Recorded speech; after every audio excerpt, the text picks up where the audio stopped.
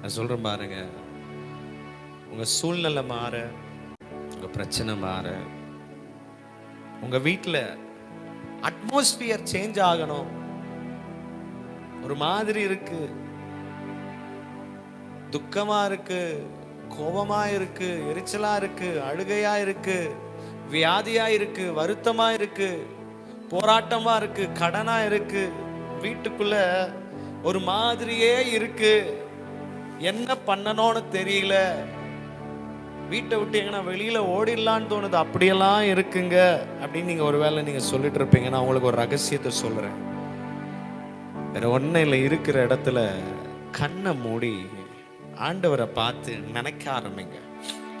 வேற ஒன்னும் இல்லை, அவர் எவ்வளவு பரிசுத்தர் என்பதை நினைக்க ஆரம்பிங்க. அவர் பரிசுத்தர் என்பதை நீ நினைத்து வாயை திறந்து பரிசுத்தர் என்று சொல்லி துதிக்க ஆரம்பி.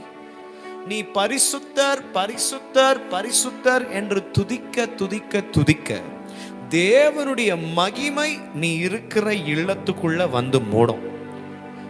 கர்த்தருடைய அந்த மகிமையின் புகையானது உன் வீட்டுக்குள்ள வந்து இறங்கும்.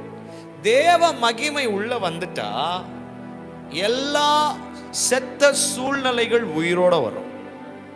எல்லா காரியங்கள் மாற ஆரம்பிக்கும்.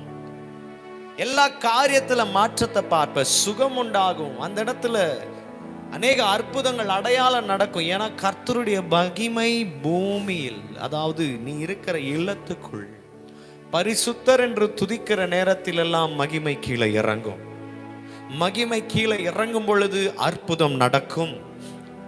ஹல்லேலூயா.